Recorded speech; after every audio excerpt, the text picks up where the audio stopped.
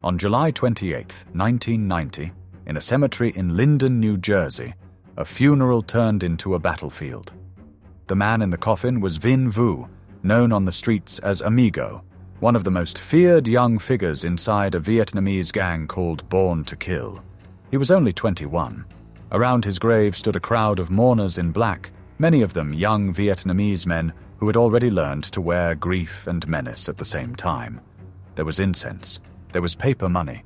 There were bowed heads, folded hands, the rituals of mourning carried across an ocean by a refugee community trying to keep hold of something familiar in a place that had never fully accepted them. For a moment, the scene looked solemn, almost sacred. Then 3 Asian men approached the grave carrying flowers. At first, no one reacted. In a funeral, no one expects an ambush to arrive dressed as respect. But within seconds, the flowers hit the ground, guns were pulled, and the silence of the cemetery was ripped apart by gunfire. Mourners scattered between headstones. Men in suits dropped to the ground. Others fired back. What should have been a final goodbye became a running gun battle among graves.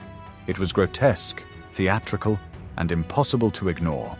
Even by the standards of gang warfare, this was something else. Someone had not only come to kill the living, they had come to dishonor the dead.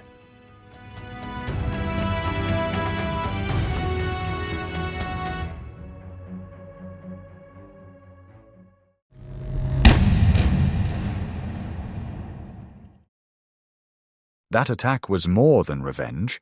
It was a message. It told everyone watching that Born to Kill had pushed Chinatown so far into open war that even a funeral could no longer remain neutral ground. It also told the police something else. This was no longer a collection of street scuffles and robberies. This was organized, escalating, and now impossible to keep in the shadows. To understand how things reached that point, you have to understand what Born to Kill represented. This was not simply another youth gang scrapping over corners and cash. It emerged from a very particular wound, the dislocation of Vietnamese refugees in America after the war. By the 1980s, New York's Chinatown was already crowded with its own systems of power. Chinese gangs had structure, territory, hierarchy, and long-standing criminal networks. Vietnamese youths, by contrast, were often treated as drifters on the edge of that world. Many came from shattered families. Some had lived in camps. Others had crossed continents only to arrive in neighborhoods where poverty, language barriers, racism, and isolation did the rest. They were visible enough to be targeted, but invisible when it came to protection. That kind of vacuum does not stay empty for long. Born to Kill became attractive precisely because it offered what the wider world did not: belonging, identity, protection, money, and the dangerous thrill of being feared instead of ignored. Its members were not polished gangsters in tailored suits. They were often teenagers, some barely into adolescence, boys who had slipped out of school, out of family life, or out of any recognizable future. They were raw, impulsive, hungry, and eager to prove themselves. In another life, they might have been the ones most in need of saving. In this life, they became easy material for someone willing to shape them into something harder. That someone was David Tai. He did not look like the loudest man in the room. That was part of what made him dangerous. Born in Saigon in 1956, Tai carried with him a life marked by upheaval, wartime instability, contact with criminal networks at a young age, displacement, time in Hong Kong, time in an orphanage in Indiana, and eventually arrival in New York with little more than instinct and nerve. He had worked odd jobs, washed dishes, drifted through the margins, and understood humiliation at close range. But he also had patience, intelligence, and a gift for reading weakness in others. Where some men saw a chaotic immigrant underclass, he saw a pool of recruits. Where others saw Chinatown's entrenched underworld as untouchable, he saw a brittle empire ripe for challenge. Tai recognized a humiliating truth about the position Vietnamese youths occupied in that world. They were often seen as useful muscle for Chinese gangs, expendable but effective, tough enough to do violence but never meant to lead. For a man like Thai, that was intolerable. He did not want Vietnamese boys serving someone else's kingdom. He wanted a kingdom of his own. And that ambition gave Born to Kill its true force. This was not merely a gang formed for survival.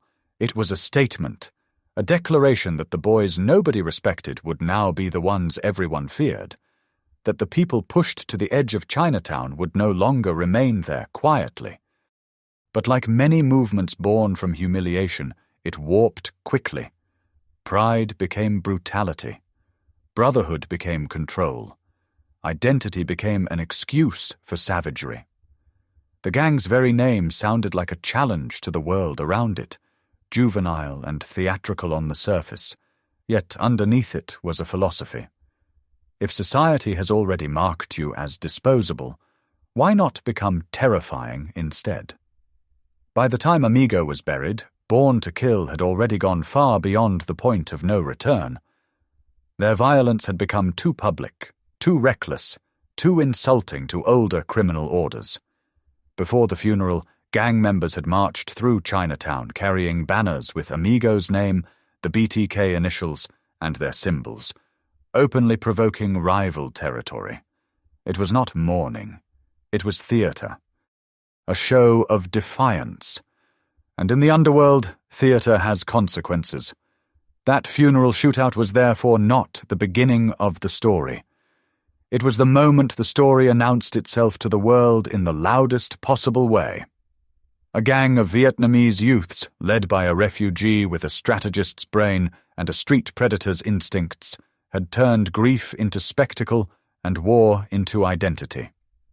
What unfolded next would reveal how David Thai built that machine, and how a gang born from exile became one of the most notorious criminal organizations in modern Asian American underworld history. David Thai understood something that many gang leaders never do. Fear alone is unstable, but fear wrapped in belonging can become almost unbreakable. That was the real genius behind Born to Kill. Thai did not recruit men in the conventional sense. He gathered boys, teenagers, runaways, young Vietnamese refugees and second-wave arrivals who had fallen through every crack available to them. Some were homeless, some came from broken households, some were simply drifting through the streets of Chinatown, old enough to feel the shame of powerlessness, but not old enough to understand what kind of life they were stepping into. Thai offered them the one thing more seductive than cash, a place in a story larger than themselves. Inside BTK, they were no longer invisible boys. They were soldiers, brothers, avenging sons of a community they were told had been disrespected, marginalized, and used. Thai clothed the gang in symbols and ritual. The imagery was crude, but memorable. The initials BTK, a coffin, 3 candles, the aesthetics of death turned into identity. It gave the gang a sense of destiny, however warped. To outsiders it looked adolescent, even absurd. To the young men inside it, it gave shape to a life that had previously felt shapeless. Thai knew how to make that mythology stick. He gave recruits money, shelter, women, drugs, status, and the intoxicating promise that no one would ever bully them again. He also gave them a narrative, that Vietnamese youths had been looked down upon for too long, that Chinese gangs saw them as hired muscle, that America barely saw them at all, and that Born to Kill was the answer. It was a lie and a truth at once. There really was exclusion. There really was humiliation. But Thai weaponized it. He turned ethnic resentment and migrant dislocation into a recruitment pitch. He made violence feel like self-respect. That is how boys become machinery. As Born to Kill grew, it distinguished itself not through discipline, but through volatility. Older gangs in Chinatown were violent, but they tended to operate within understood limits. There were territories, relationships, backroom arrangements, and structures built over time. BTK arrived with almost none of that restraint. They robbed, extorted, and swaggered in broad daylight. They targeted market stalls, restaurants, massage parlors, brothels, and small businesses across Canal Street and beyond. They demanded protection money from vulnerable traders, often immigrants themselves, people least likely to trust the police, and most likely to pay quietly in the hope the storm would pass.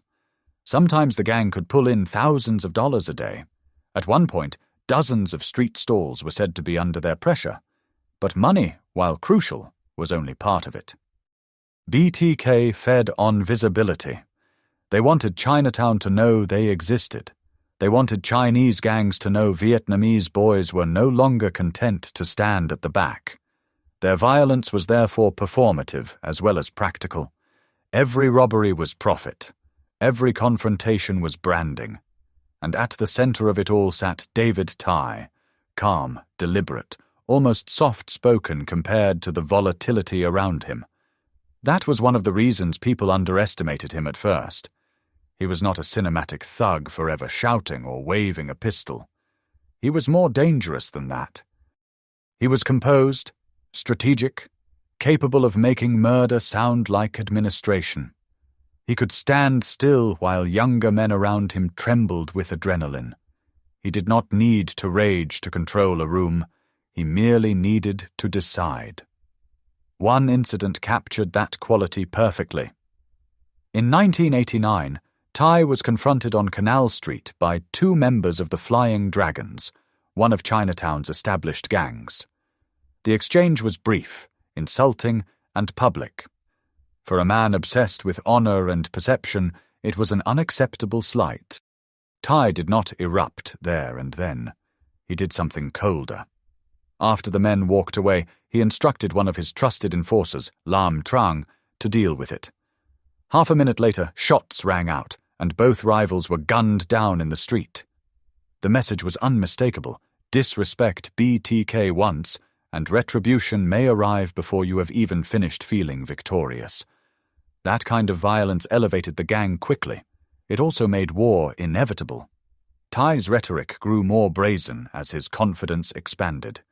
He reportedly told his men, in essence, that because they were Vietnamese, outsiders, and beholden to no one, they could do whatever they liked. It was a dark, manipulative piece of ideological framing. He took the genuine alienation of refugee youths and converted it into license. If the world had already denied them legitimacy, then why should they respect its rules? Under Tai, this became more than criminal opportunism. It became a world-view, and once young men accept that the law belongs to others, cruelty becomes easier to justify. Meanwhile, Tai himself was evolving from a street operator into something closer to an underworld executive. He had already made serious money through counterfeit Rolex watches on Canal Street, running a lucrative trade in imitation luxury goods before expanding deeper into violent enterprise. He drove expensive cars, lived well, and began to act like a man above ordinary street risk. He organized meetings with Vietnamese criminals across multiple states, expanding Born to Kill beyond a local gang into a looser interstate network. He was no longer simply commanding a crew. He was trying to build a system. That ambition pushed him into direct confrontation with Chinatown's older order. At one point, Tai walked into Winnie Lounge on Bayard Street, a known Ghost Shadow's haunt, fully aware he was entering hostile space. The move was provocative by design. When tensions flared and he was forced out, Tai responded in the language he trusted most. A bomb attack followed. People died. Others were maimed. It was a declaration of war dressed as retaliation. By then, BTK was no longer just disruptive. It was destabilizing an entire criminal ecosystem. Even figures like Benny Ong, a powerful elder statesman of Chinatown's underworld known as Uncle Seven, took notice. Tai was summoned, evaluated, perhaps even offered the possibility of folding into an older, more stable structure. But Tai did not want patronage. He wanted primacy. He had not built Born to Kill to become another man's lieutenant. He wanted Vietnamese power on its own terms, even if those terms were soaked in blood. That refusal was the point at which his rise became indistinguishable from his downfall, because every underworld has rules, even corrupt ones. Thai's gang had youth, audacity, and momentum. What it lacked was patience, legitimacy, and the alliances that help a gang survive once the heat intensifies. Born to Kill had become a monster made from neglect, pride, and theatre. And like many monsters, it had begun to believe in its own invincibility. The downfall of Born to Kill did not begin with police sirens. It began with cracks in the myth. Any gang built on loyalty eventually discovers how fragile loyalty becomes when it is held together by fear. Thai had promised family, protection, and brotherhood. But what he truly built was an order in which everyone understood that survival depended on obedience and that mistakes could be fatal. That kind of structure can look solid from the outside. Inside, it breeds anxiety, resentment, and calculation. Once that starts, betrayal is not an anomaly. It is a delayed certainty. Before the betrayal came, the bloodletting. One BTK member accidentally shot and killed another during a robbery, a grim sign that the gang's own recklessness was now consuming itself. Then matters worsened. In October, the bodies of 3 BTK members, including teenagers still in their mid-teens, were found dumped in Ghost Shadows territory after being taken from a karaoke bar and executed. It was an answer from Chinatown's older powers, delivered with brutal clarity. Born to Kill might have terrorized the streets, but it still lacked the embedded strength to conquer the world it had challenged. Thai had tried to humiliate established gangs. Now the underworld was humiliating him back. The killing of Amigo and the ambush at his funeral made that humiliation public. They showed that BTK could be hunted, mocked, and bled in turn. For Thai, this marked a strategic turning point. If Chinatown could not be fully seized, then perhaps it could be abandoned as the center of operations. Rather than die in a war of attrition against older gangs on their own ground, he adapted. That adaptation was one of the most important reasons Born to Kill survived as long as it did. Thai shifted from a concentrated street gang into something more diffuse and mobile. Members were spread across states, operations were decentralized. Meetings still took place, but the gang no longer relied on one neighborhood or one visible base of power. Bridgeport, Connecticut became one node. Other places followed. The targets remained familiar. Asian-owned businesses, jewelry stores, vulnerable traders, spaces where people were likely to handle cash and less likely to involve police. Thai understood the immigrant economy intimately. He knew where fear lived, and he built an enterprise around exploiting it. In Bridgeport, BTK members established brothels and developed lists of Asian businesses to hit. Elsewhere, they traveled for robberies, sometimes taking huge hauls in a single job. One robbery in 1991 reportedly netted around $360,000. The interstate structure made the gang harder to track. Individual members appeared to be ordinary workers or drifters living separate lives. But in reality they were linked by Thai's authority, regular planning, and a shared criminal logic. He had, in effect, franchised violence. For a while it worked. Thai became more careful in some ways, more paranoid in others. Weapons training increased, security tightened. Trusted lieutenants such as Tran Ngoc Lan helped manage the gang's spreading operations. But the very effort to professionalize the network exposed its weakness. The larger and more distributed BTK became, the more Thai had to rely on the reliability of men whose loyalty was never as pure as he imagined. He was ruling not over true believers, but over damaged young men, career opportunists, and frightened subordinates. Pressure changes people. Arrest changes them faster.